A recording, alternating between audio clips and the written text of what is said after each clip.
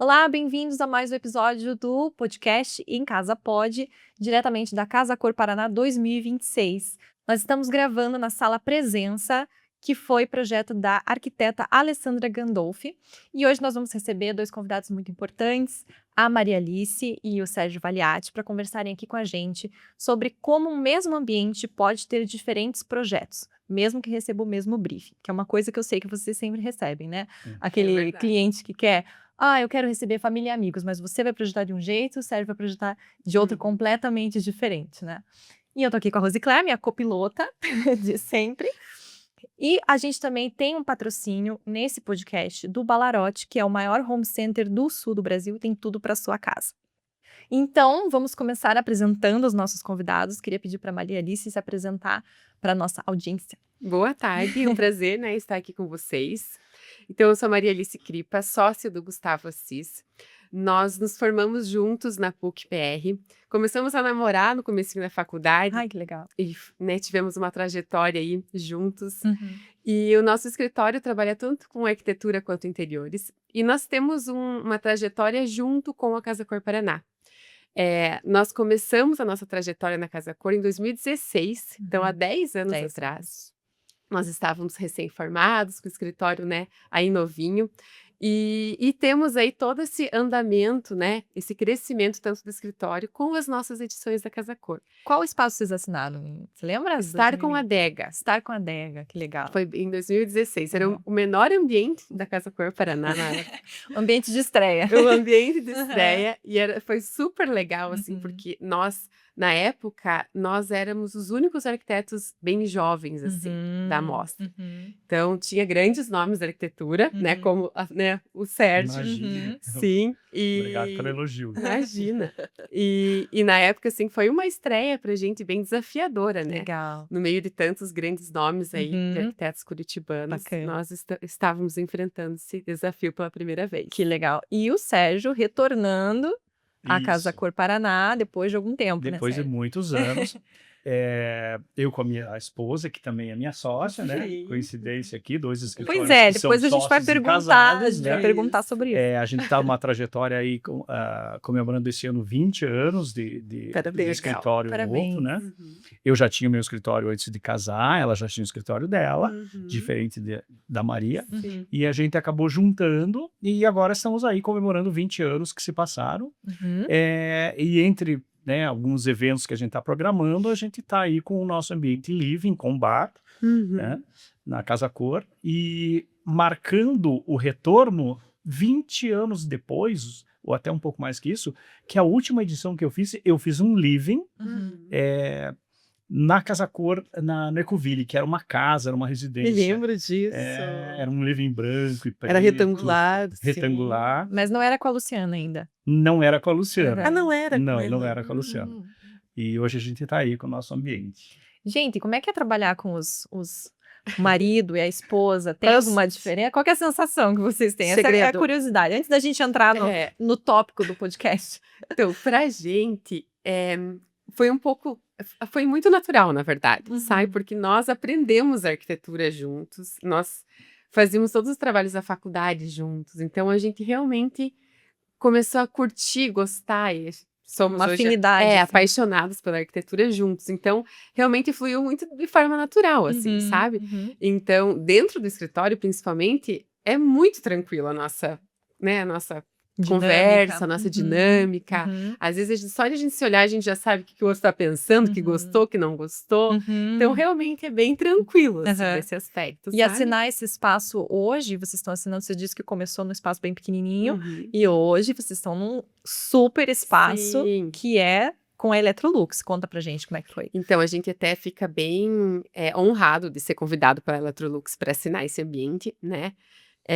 E é realmente isso, a gente começou com um ambiente pequenininho e aí a gente fez 2016, 17, 18 e 19, Casa Cor, daí a gente pulou algumas edições, teve pandemia, daí eu engravidei, tive o Augusto, e aí em 2024 nós retornamos, com o maior ambiente da Casa Cor, que era uma casa de praia externa. Eu O lembro ano passado também a gente fez o living da casa, também era o maior ambiente da mostra. Uhum. E esse ano estamos aí com o ambiente da Electrolux também, está super bacana. Estão celebrando 100 50 anos. 100 anos. Electrolux, 100 anos. Que legal. 100 anos da Muitos Electrolux, Que lançamentos. bacana.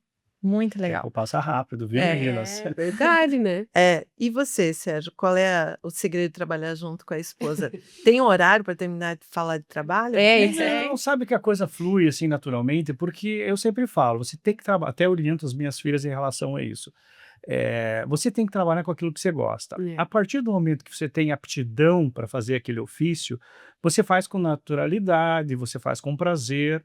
Então, assim, para a gente nunca é um fardo. Sempre aquela conversa que flui em relação aos clientes, em relação às obras, mas de uma forma bem dinâmica. E é gostoso porque, na verdade, um complementa o trabalho do outro, né? Essa sociedade que não tem rivalidade, né? Eu começo, a gente faz muito projeto de arquitetura, então eu começo com os briefings da arquitetura, da obra, aí depois a Luciana entra nessa parte da composição, um pouco de interiores, Legal. mas sempre trabalhando em conjunto, né? Dá um palpite aqui na planta, dá um palpite aqui no projeto de interiores e vai fluindo. Então, é uma parceria, na verdade, é bem natural. E não tem como a gente não falar de trabalho em casa, não sei vocês, né? Não cansam daí? Porque a gente não fica trabalhando em casa, mas não tem como você não comentar de uma obra, de um cliente, de algum fato que aconteceu. Então são 24 horas. E o interessante é que misturado. Eu tenho 2 filhas e a minha filha mais velha, ela está fazendo arquitetura. Ah, Então eu não sei se essa conversa ela acaba influenciando ou é uma coisa natural, mas a gente fala praticamente só sobre isso e é bem gostoso. Que legal.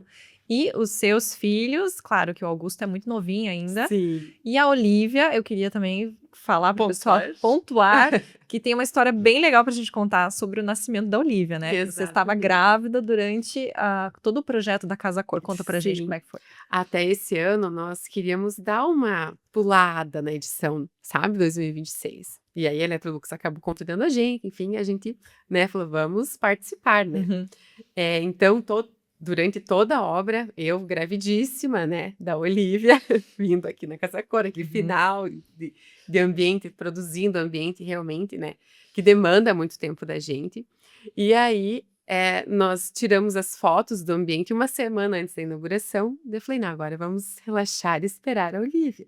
Então, eu fiquei nessa uma semana que antecedia a inauguração, e super tranquila em casa, esperando a Olivia nascer. Você achou que ela vinha antes? Eu achei que ela ia vir antes, tinha certeza, na verdade.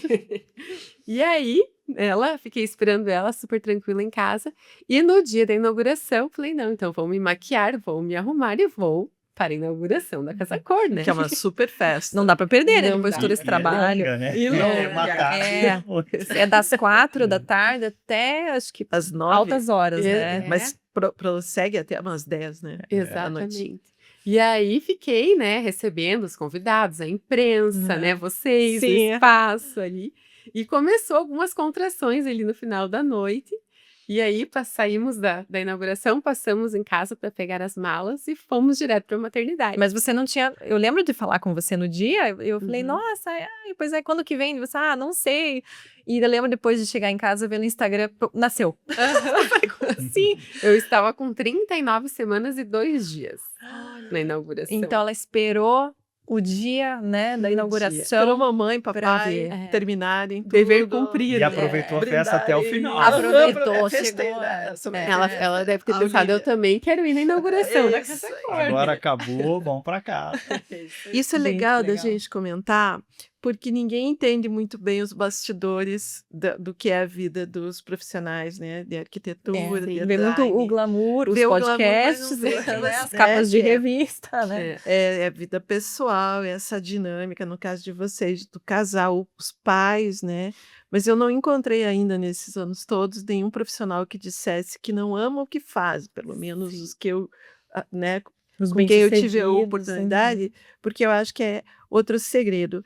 E aí, é essa pergunta, né, Júlia, que nós trouxemos esse tema hoje aqui, como é que o mesmo apartamento, vamos imaginar um edifício, mesmo as plantas, mesmo a metragem quadrada, são interpretados de formas diferentes, né? Como é projetar? Em que momento que tem essa diferença, que a gente vê o teu projeto e entende, a gente vê o teu e entende. Claro que aqui são espaços, né? Sala e aqui é um loft. um loft, né? Uma graça também. Como é que é entender isso? De onde vocês partem para Eu criar? acho que o mais importante é entender a necessidade do cliente. Então, assim, o arquiteto tem que ter muita sensibilidade durante a conversa para ver a real necessidade, né? Porque o cliente, ele tem um briefing, mas também ele tem um sonho, né? Então, cabe ao arquiteto ponderar, equilibrar essa questão toda, juntando as imagens, as referências, porque o cliente, ele não é um técnico, ele tem uma ideia do que ele quer, mas ele não tem a noção do espaço, ele não tem as condicionantes do próprio espaço, a iluminação, a ventilação e a própria ideia de como ele vai funcionar. Então, eu acho que o importante é essa dosagem, né? Esse filtro que o arquiteto tem de entender as necessidades e transformar isso num projeto, né? Que é o segredo do bom projeto. Eu acho que o início de tudo isso, né, da construção desse sonho cliente, é exatamente isso, é a gente entender esse briefing. Porque o cliente pode, sim, chegar com né, um cliente ou 2 clientes com o mesmo briefing. Eu quero uma sala integrada, uma cozinha, uma churrasqueira, enfim. Mas como é o dia a dia de cada uma dessas famílias, né? Como é que é o estilo de vida dessas famílias? Né? Elas recebem bastante gente? Quem que elas recebem? O que que elas gostam de fazer? O que que elas curtem fazer em casa? Então, para a gente realmente ter essa sensibilidade de entender e aprofundar o briefing quando ele chega para a gente, sabe? Então, por exemplo, lá no escritório a gente manda um questionário para todos os clientes antes, para eles preencherem esse questionário de briefing, e depois a gente faz uma reunião de briefing para ler esse questionário, ver as referências, entender o porquê que ele gosta dessa sala, dessa cozinha, né? O que chama atenção nessa referência? Porque às vezes, e é o que a gente sempre comenta assim, né? Hoje as redes sociais têm 1 milhão de informação, né? Principalmente então, com a inteligência artificial agora. Principalmente essa questão da referência, que muitas das vezes essas referências são imagens digitais. Que não dá para fazer. Que eu olho e mostro para o cliente, olha, isso é um render, isso é um projeto digital. Né? A gente não consegue executar dessa forma, ele não funciona, ele não consegue fazer essa escada metálica suspensa, né, cromada. Essa tradução é verdade. Né? Já tem algumas referências assim que você claramente vê que não conseguem fazer. Não é real, né? E o cliente já chega assim, meio com essas referências para você. A gente ele pede referências também, né? Pra gente entender o estilo, o gosto, o que cliente gosta, enfim. Mas é mais válido, assim, a gente realmente ter essa escuta dele, assim, sabe? De por que chamou atenção essa cozinha, essa sala, qual que é o sentimento dele quando ele entra no espaço? O que chama mais atenção nele na hora que ele entra no espaço que agrada aos olhos? Né? O que chama a atenção dele? E a gente vai sentindo tanto a questão das necessidades, das preferências, do estilo arquitetônico, quanto, até mais importante ainda, a questão do estilo de vida mesmo dele, assim, sabe? Da autenticidade do ambiente, da personalidade do espaço, que a gente precisa traduzir isso no ambiente dele, né? E o cliente, ele se conhece? Ele sabe o que ele quer? Isso que eu ia perguntar. Mas porque isso às vezes vai além da estética, né? E além da função, digamos assim, do layout do projeto. A gente tem que ter a sensibilidade de perceber até como que o cliente lida com luz. Né? Você não pode fazer um ambiente com pouca luz, mesmo que seja uma área de TV, um living, você não pode fazer um ambiente com muita luz. E também a questão do estoque dos objetos. Tem gente que coleciona muita coisa, mas não conta que coleciona. Você tem que prever uma marcenaria para guardar essas coisas. Então, tem muitas particularidades que, se não forem traduzidas e ouvidas, no final o projeto não fica exatamente de acordo, né? Não fica tão funcional, porque a pessoa não tem onde guardar as coisas que ela imaginou que ela ia ter, ou ela esqueceu de comentar, né? Ou a luz está atrapalhando, né? Sérgio, eu quero mais luz, quero menos luz. Tudo isso é bem importante. Eu queria perguntar em que momento que vocês, claro, tem as ferramentas, o questionário, o convívio, mas aí isso que você falou das coisas que ele não conta que tem. Em que momento que vocês entendem que aquele cliente está maduro para a partir dali vocês fazerem o projeto? Porque vejo muita gente chegando sem ter muita gosta, mas acho é como roupa, por exemplo. Você imagina uma Imagina que coisa, você é corte de moderna, cabelo, mas você gosta e de daí você vai ver, não, Sim, que você é um é muito comum. clássico. Porque como que vocês conseguem interpretar isso antes do primeiro esboço? Eu acho que primeiro o contato é importante, porque o cliente ele já procura o escritório baseado no trabalho desse No que ele escritório. vê de Já se vocês. identificou com o teu Então ele trabalho. já tem uma Exato. identificação com aquela linguagem, né? Ele pesquisa, ele conversa com as pessoas, é indicado por Tá. algum amigo. Então ele já sabe mais ou menos o que ele vai ter ali. Mas em relação ao estilo, a gente complementa com toda essa questão funcional, né? Então, é além do questionário, é além da referência, é muita conversa, muita sensibilidade e tentar tirar do cliente essas informações. Porque para ele, num primeiro momento, pode ser que não seja tão importante, mas é.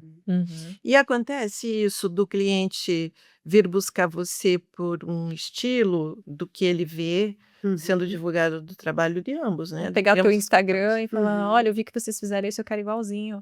Não, eu ia perguntar o contrário. Ou o Também. contrário. A Também pessoa tem. se descobre querendo uma coisa totalmente diferente. Eu posso te procurar, por exemplo, e saber que o teu escritório vai fazer uma coisa diferente do que você mostra? Ah, sim. Ou Ambos não? acontecem, né? Ambos. Ambos, por exemplo, um exemplo simples, né?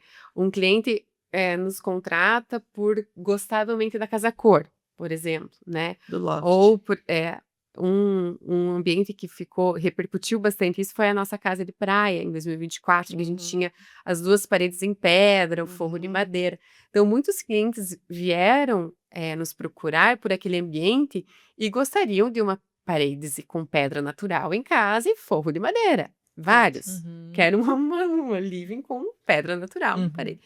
Mas o que chama atenção em um cliente e o que chama atenção em outro? Será que realmente funciona para um, funciona para outro? Não vai ficar muito pesado? Iluminação, tudo isso a gente tem que ter essa sensibilidade, né? E nessa outra questão também, às vezes o cliente acha que gosta de um estilo arquitetônico. Isso. E quando a gente está conversando na reunião de briefing, vendo as referências e perguntando por que chama atenção isso, né, esse ambiente, o que né, te agrada aos olhos, a gente percebe muitas vezes que ele não gosta daquilo que ele falou, que ele gosta de um outro estilo, ou misturar os estilos. Às vezes ele não sabe. Ele não Às sabe vezes muito não bem o que sabe, ele gosta. exatamente. E ele fica com sabe? vergonha porque ele não entende, né? Mas Uma construção, né? Então, é da nossa sensibilidade de entender, não, ele gosta de um ambiente um pouco mais minimalista, ele falou que ele gostava mais contemporâneo e minimalista, mas ele está trazendo aqui um monte de referência com maximalismo ali no meio, bastante informação, enfim. Então, da gente fazer essa mistura também, sabe? Não precisa necessariamente a gente seguir o estilo arquitetônico que ele está trazendo, né, naquele momento, né? E muitas vezes eles trazem referências opostas. Ou tudo misturado. Quando é um casal, você diz? Não só o casal, como uma pessoa, né? Às vezes ela traz, eu gosto disso, mas também quero isso. Eu quero minimalista. E muitas um negócio vezes o totalmente casal não combina nesse sentido. E como é que vocês lidam com isso? Aí a gente vai trabalhando aos poucos, vai orientando. Eu sempre trabalho o projeto em etapas, até porque são muitos os itens, né, que compõem um projeto. Então, assim, o meu método de trabalho vamos primeiro definir o seu layout, a funcionalidade da sua casa, a distribuição, a alma dela. E depois a gente vai refinando, vai trabalhando com as cores, com as texturas, até porque para o cliente é muita informação. Né? Você não consegue chegar numa primeira reunião e já trazer o detalhe da pastilhinha que vai no banheiro lá da terceira suíte. Sim. Né? Então, assim, o Cor cliente da torneira. ele fica ansioso com essa demanda de informações, né, em relação à sua casa. Então, eu acho que o segredo é trabalhando aos poucos, em etapas, né? E aí tudo funciona, né? E absorvendo essas informações e Seja de psicólogo do casal, já aconteceu com vocês? De pegarem casais assim, Brigam, muito opostos? Assim, não sei se para vocês também, Sérgio, mas muitos casais se sentem à vontade com a gente por sermos um casal também, sabe? Então Com o Sérgio também, provavelmente. Provavelmente. Então, às vezes, o marido e a esposa, às vezes eles, um fala alguma coisa pro Gustavo, ela fala alguma coisa pra mim, não é assim? E às vezes eles se sentem super à vontade, tem que se sentir mesmo, porque a gente tem um olhar feminino e um olhar masculino, né? Natural. Então, acontece sim, de às vezes eles não combinarem muito bem em casa o briefing. Ou até brigarem na nossa frente. E aí, como é que é? Vocês lidam com essa saia justa? É natural, é do ser humano, né? Você tem as suas vontades, seus anseios, ainda mais em relação a uma casa que é sempre um sonho, né? É uma etapa de vida nova para o casal, né? É o patrimônio da família. Então, assim, eles chegam com muitas referências e ao longo do processo a gente vai amadurecendo, vai questionando as necessidades, né? Vai, inclusive, mostrando os caminhos em relação às finanças, ao custo das ideias e como funcionaria isso depois, ao longo do tempo. Tudo isso é importante para você formatar e conseguir ter um bom resultado. Legal. Vamos dar uma receitinha básica, então, para você que vai construir ou que está reformando, qual é que briefing eu tenho que ter, né, quando eu vou amadurecendo esse sonho para chegar até vocês? As perguntinhas principais que as pessoas têm que fazer em casa. Para não passar vergonha, né? Então, porque eu vejo assim, você fala estilo minimalista ou maximalista. Na Casa Sua a gente não trabalha muito com esse conceito, até trabalhamos para explicar e mostrar. Mas existe muita ideia de contemporâneo que não é contemporâneo. Sim. Né? Então é uma coisa muito afeita à realidade nossa. Mas o que eu tenho que chegar? Eu quero tantos metros quadrados, eu quero gastar tanto, eu Tudo gosto isso dessa também, em né? casa. Tudo isso precisa. Claro que a gente o precisa básico. dessas informações, né? O budget, um cronograma, um prazo, um estilo, o tamanho de uma casa, quanto, né? Essa família. Investimento. Exato. Né? Imagina investir nesse projeto, tudo isso a gente precisa. Mas eu acho que o principal ainda é ele saber como que ele quer viver e sentir aquele espaço, assim, sabe? É mais emocional do que racional. É mais emocional. E isso é muito difícil da gente captar. Claro. Então, a gente tem que ter uma escuta, uma conversa muito, muito precisa para isso. Eu acho que o principal ainda é esse feeling que a gente precisa captar, assim, Então, no meio de uma reunião de a briefing. frase principal é como você quer se sentir na sua casa, seria isso? Eu acredito que sim. E a partir disso que vocês já conseguem perceber, porque às vezes a pessoa fala, eu adoro receber gente em casa, mas eu quero sossego, né? Então você vai criar um espaço misto, né? Por exemplo, nesse briefing que a gente faz, a gente sempre pergunta, você gosta de ler? Você tem bastante livro? Você gosta de receber gente em casa, de cozinhar, de tomar vinho, de, né, fazer um drink, de música, de som, de home theater? Quais são os seus hobbies, os seus, né? Até tem perguntas no nosso briefing até de os lugares que visitou que mais gostou, qual o seu livro preferido, estilo musical. Mas não é todo cliente que tem paciência para o briefing. Mas se não tem paciência para o briefing, daí vai conseguir ter paciência para uma obra que então, demora, assim, porque não é assim de uma hora para outra. Né? Usando a minha experiência em relação ao meu método de trabalho, que eu projeto muitas casas. Eu começo já no arquitetônico. Então, o mais importante que eu poderia falar hoje seria para que esse cliente confie no profissional, né? E já comece esse trabalho antes de comprar o terreno. Porque eu tenho casos de clientes frustrados já na compra do terreno. Porque comprou um terreno da qual as condicionantes não são adequadas àquilo que ele quer no briefing. Então, assim, como, por exemplo, insolação? Ou... topografia, a insolação, o tamanho, principalmente a topografia. Então, assim, já tive casos de clientes que queriam uma casa térrea, mas compraram um terreno em aclive, achando que dava para fazer uma casa térrea. Então, assim, não levaram em conta o que a gente precisa fazer para adequar esse terreno à realidade deles e o custo dessa adequação. Por causa da escavação. Só de fazer escavação já é e é a muito adequação tempo. das normas municipais, as normas dos condomínios. Então, tudo isso amarra muito o projeto. Então, eu acho que o começo é uma consulta a um bom profissional para que fique seguro desde a compra do terreno. Aí, a partir disso... Ou do apartamento, né? Ou do apartamento. Porque a partir dessa validação, o profissional vai orientar no que é possível e o que não é possível, para que a coisa flua.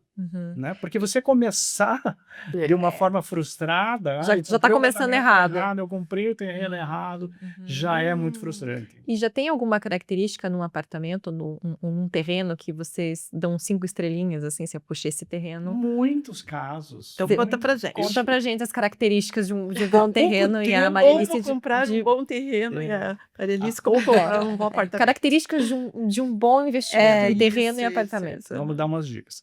Há pouco tempo eu atendi um casal que eles queriam, porque queriam uma casa térrea. E eles já apareceram com o terreno pronto. Não, a gente quer uma casa térrea em L, tal. Eu fui analisando a topografia do terreno. Ele tinha 8 metros de aclive entre a calçada e o fim do terreno. Meu Deus. E as normas desse condomínio, elas não permitiam que você subisse o térreo além de uma média que dava bem menos que a metade disso. E aí eu comecei a dar soluções e mostrar para eles que aquele terreno não era adequado para uma casa térrea. Né? Uma solução, colocar a garagem na parte de baixo, jogar todo o resto em cima, mas mesmo assim não atendia as necessidades. Não, e o gasto com movimentação de terra também é bem alto. Então, eu acho que esse tipo de coisa tem que ser evitada e basta você fazer uma consulta com o teu arquiteto, procurar um bom profissional que então, não significa que o aclive é ruim. Significa que para esse perfil... Não necessariamente.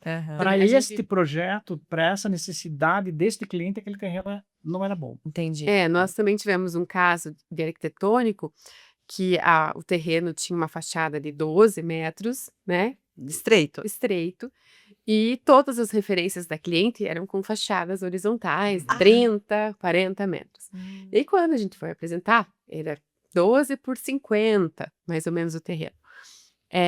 E quando a gente foi apresentar, ela falou, mas como que a minha casa vai ter uma fachada tão pequena assim? Eu ainda não tinha, até na apresentação das imagens, ela não tinha realmente entendido, sabe, da fachada da casa dela. Então, é um exemplo muito simples, assim, né? Mas que acontece. E como vocês dois resolveram o terreno com aclive e o teu depois... Primeiro você, então, como que resolveu? Ela construiu mesmo assim? Não. Eles mudaram de terreno. Mas isso é importante, né? A pessoa saber que primeiro contato, uma primeira consulta. A gente acha que não precisa, né? Exatamente. Eu quero um terreno nesse condomínio. E o de vocês? Como é que Aí eu trabalhei algumas soluções ali, erguendo o térreo, adaptando ao projeto, à legislação. A gente conseguiu fazer ali um subsolo, jogar um pouco do programa da casa na parte de baixo, dar uma amenizada, porque a casa estava muito alongada, né? Então você imagina, que não é plano, um programa que é muito alongado, que está todo praticamente no térreo, chega o fundo do terreno, ele está colado na terra, né? A casa fica literalmente enterrada. E mofo, né? Também tem muita questão de umidade. Perde insolação, né? Perde a fria de convívio, né? Você quer estar numa casa, quer sair na grama, numa área plana. Então a gente foi adequando assim e atendeu alguns pontos e soluções assim. Eu queria ouvir mais alguns cases de vocês. Coisas são muito legais quando a gente ouve, né? Porque senão a gente fica falando muito do conceito, de coisas que deram super certo e outras que talvez não tenham dado certo por conta da expectativa e realidade, né? De um cliente, claro, algo que vocês possam relatar sem identificar ninguém, né?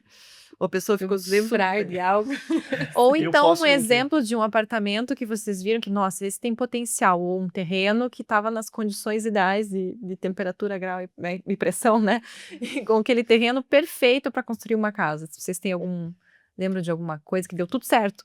Não, eu tenho um caso que eu acho engraçado, que é o seguinte: o cliente me procurou para fazer um projeto arquitetônico, era um super terreno, enorme, bom, ensolarado, tinha muitas características legais.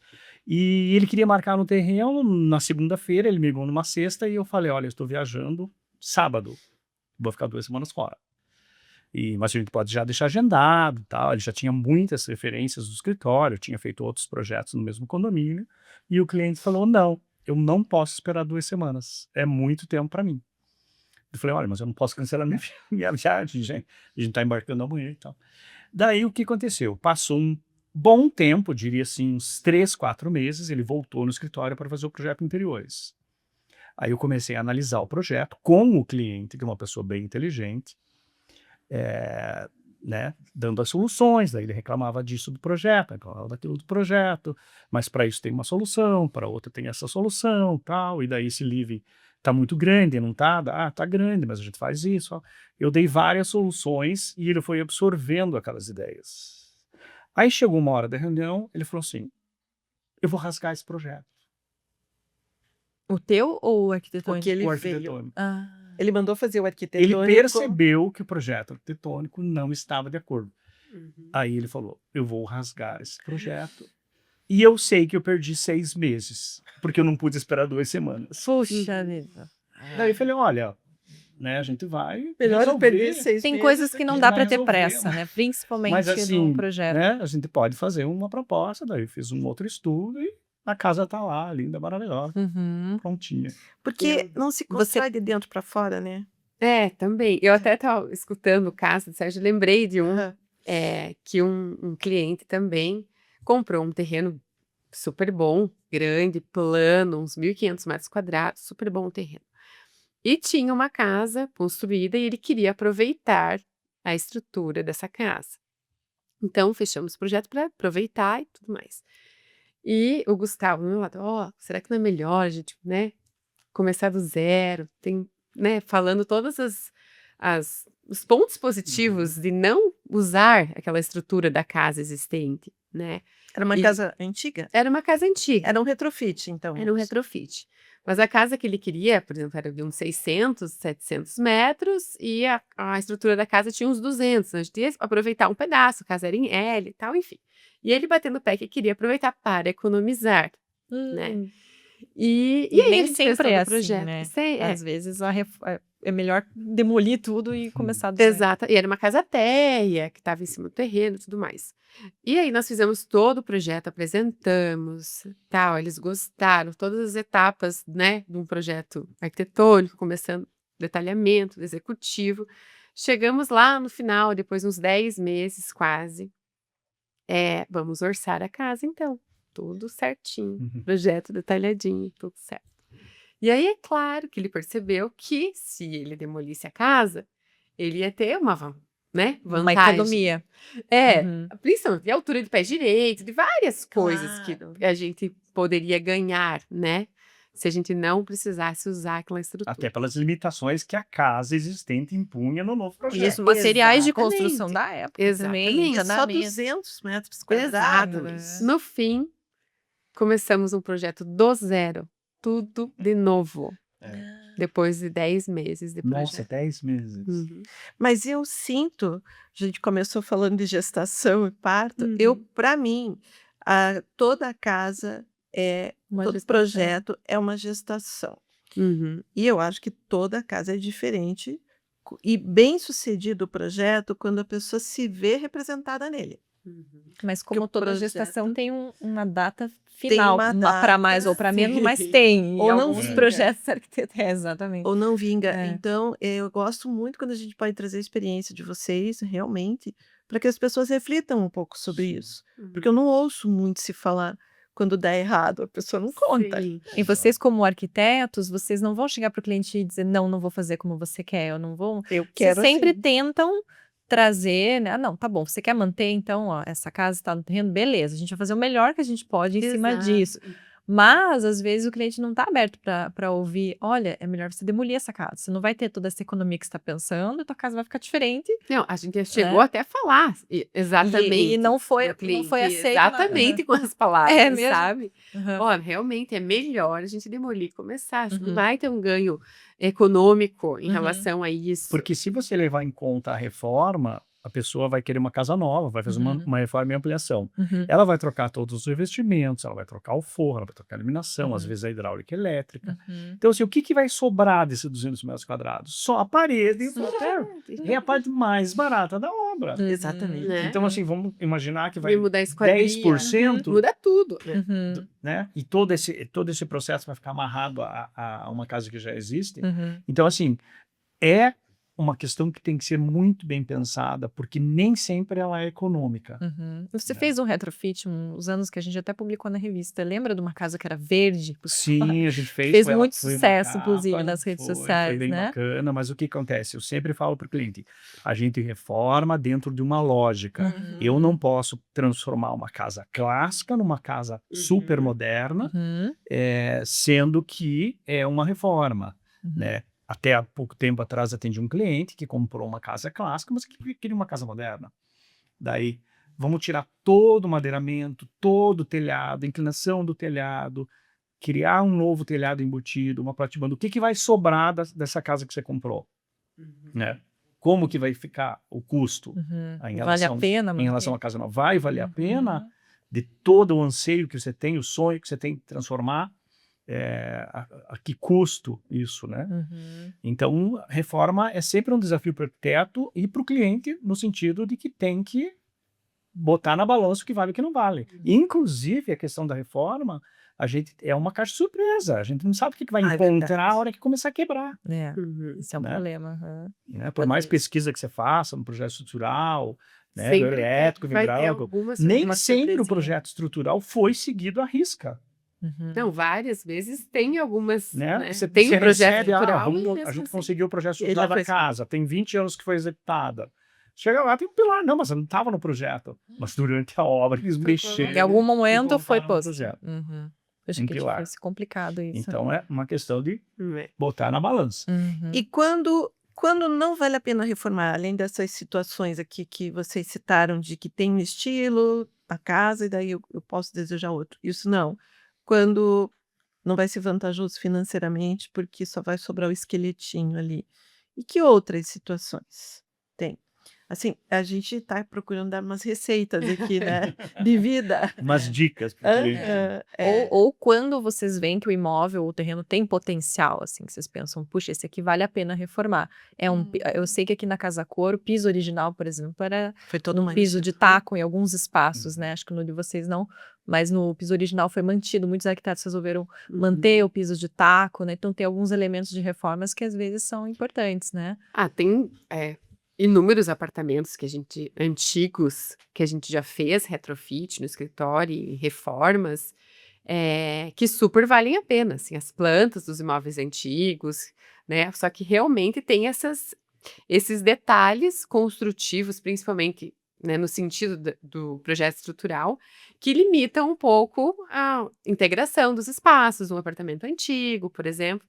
Mas tem inúmeros apartamentos, a gente está projetando agora um apartamento no Continental, um edifício bem antigo na frente do Noma, que super bacana, a planta é excelente, ali tem prédios lindos. Super bacana, então tem inúmeros, né, edifícios, enfim, que vale a pena sim a gente reformar e isso fazer depende projeto também bem do legal. estilo dessa residência, né? A gente teve ali na década de 80, por exemplo, que era moda, os ambientes sextavados, em ângulos de 45 graus, que era moda. O pé direito era mais baixo. Muitos desníveis entre os ambientes. Eu lembro que tinha o conversational então, pitch, assim, né? Que eles faziam um uns pouco buracos, baixo, assim, com a lareira. Você subia 2, 3 Então, muito bom para acidente no México. As pessoas não querem desnível, elas não querem ambientes segmentados. Tudo integrado, né? Querem tudo integrado. Então, se você compra uma casa com essas características e você quer uma casa totalmente integrada, é uma dificuldade enorme você conseguir o resultado. E às vezes não pode quebrar as paredes, todas as paredes, às vezes tem alguma parede estrutural, né? Então não vai ter aquela integração. Então a dica, na verdade, é que o cliente procure uma residência que vai na ideia de informar que seja mais próximo possível do resultado que ele imagina, né? Por exemplo, um exemplo também, por exemplo, ali no Continental, que lembrei agora, o pé direito da laje é 2,40. Meu, é muito baixo. É super Não baixo. dá nem pra pôr um gesso, assim. Não, você não vai colocar forro, né? Drywall, gesso, nem nada. Então, é um partido arquitetônico, um retrofit, vai ficar super legal. A sala é super ampla, um projeto que vai ficar magnífico. Mas tem as suas limitações. Imagina, a gente projeta residências de alto padrão com 3,5 de pé direito. Então, assim, é 1 metro menos. 2,40 é um pé direito baixo. Né? Sim. Então, até... Enfim, algumas referências do cliente era com drywall no teto, com bucharabe, sabe? Então, só uma tela tensionável no teto, ela precisa de uns 12 centímetros de altura. Então, a gente... Já vai para 2,30, 2,25, é uma porta. Então, então esses pontos que, né, tem as questões aí da reforma. Legal. Eu queria fazer uma última pergunta, já estamos chegando aqui, o papo fluiu, né? A gente passa tão rápido. Nossa, uma delícia, que tem muita informação a gente compartilhar, né? A gente está mudando bastante os conteúdos da Casa Sul desses anos agora, aqui para frente, falando sobre essa cultura do morar, que não adianta você saber que existe o revestimento X, o estilo X, se você não entende como o que aquilo pode representar na tua vida. Se aquilo é adequado para a sua vida. Né? É adequado. Até fizemos uma matéria que deu muita visualização do ambiente de vocês, falando da cozinha, né? Hoje a gente não tem mais o serviço de uma doméstica que dormia, né? Isso realmente mudou muito, mudou. Né? A forma de trabalho doméstico. As famílias mudaram, querem espaços menores e tudo mais. Então, para a gente encerrar, queria que vocês falassem como eu posso me perceber no meio de tanta informação. Como que eu chego nesse ponto de amadurecimento? Porque acho que quem vai fazer sua primeira casa não sabe disso ainda, né? Não, tem bastante você tem que coisa confiar que no profissional. Começa pelo profissional. Você tem que confiar, você tem as suas, como a gente conversou sobre o briefing, né, os condicionantes do projeto, mas eu acho que a confiança no profissional, inclusive na experiência desse profissional, que eu acompanho os clientes, eu faço a casa quando eles estão noivos, né? Fiz vários para casais que estão noivos, antes de casarem. Acompanho o primeiro filho, o segundo filho, o terceiro filho, tal, e ao longo do tempo, a família ela vai se transformando.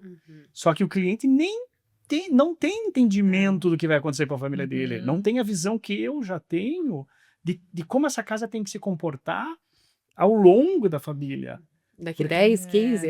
Porque a casa, o cliente não muda de casa de um dia para o outro. Aquela casa foi feita para durar, Pensar que vai ficar muitos anos ali. Então isso é muito importante. A gente tem que ver sempre além daquilo que está sendo contratado. E eu já tive casos assim, por exemplo, que eu fiz uma casa para um casal que eram noivos, e um terreno bom, casa boa, um padrão super bom, mas eles estavam meio intransigentes naquele programa, né? Então eu insisti, olha gente, é uma casa para a vida inteira, você não vai achar um outro terreno tão bom quanto esse, até hoje moram lá. Só que ao longo do caminho eles tiveram filho, depois eles tiveram gêmeos. 3 filhos. Né? Então assim... Os quartos planejados já não davam mais. A casa maravilhosa, eles adoram o lugar, tal, mas a casa ficou pequena para aquela situação familiar, que isso devia ter sido aceito lá no começo. Não ia fazer diferença. Né? Então assim, a dica é confie no teu profissional. Confie no profissional, comece na sensibilidade do profissional e na experiência do profissional. E você, Maria Alice? Não, dica número 1. Concordo com ele. E acredito que a dica número 2 realmente é converse com ele, com o profissional que você escolheu, sabe? Converse, conte, se abra, mostre as referências, faça um bom briefing, sabe? Porque aí a gente consegue realmente ter essa sensibilidade, essa escuta completa e traduzir tudo isso em um bom projeto. Um projeto funcional, prático, com a sua personalidade, com a sua identidade, né? Eu até, um dos conceitos do nosso ambiente da Casa Cor esse ano, né? De trazer realmente um ambiente para sentir, para se conectar, para permanecer, para curtir ficar em casa, né? A casa bem vivida para realmente viver com intensidade ali. E com né? qualidade, E né? com qualidade, né? Importantíssima a qualidade de vida, né? Com as suas Que a necessidades. arquitetura, ela promove isso. né? Então, acho que Exatamente. A gente legal. fez o podcast anterior falando sobre a memorabilia e tudo mais, né? Uhum. E a Flávia Glaner, né, Uhum. falou: olha, não tenha vergonha de falar as coisas para o seu arquiteto, Uhum. não tenha vergonha de dizer tudo que você Uhum. tem, as coisas que você guardou. Põe na mesa e diga, ó, é valioso. Você vai morar ali, É a né? personalidade É do você. cliente, Exatamente. O arquiteto ele não faz a casa sozinho. Uhum. Ele precisa dessa personalidade do Uhum. cliente justamente para dar a cara, né? Tem uma da troca, obra, né? dar o É uma mood, dar o astral da casa. Legal. Ela tem que ficar com a cara do cliente. Com certeza. Exatamente. Muito obrigada, pessoal, pela conversa, muito esclarecedora, cheia de dicas para quem está nos assistindo. Eu queria convidar vocês a virem conhecer a Casa Cor Paraná, que vai até o dia 5 de julho, e também o nosso agradecimento ao Balarote, que é o nosso patrocinador do Em Casa Pode. Um beijo e até o próximo episódio.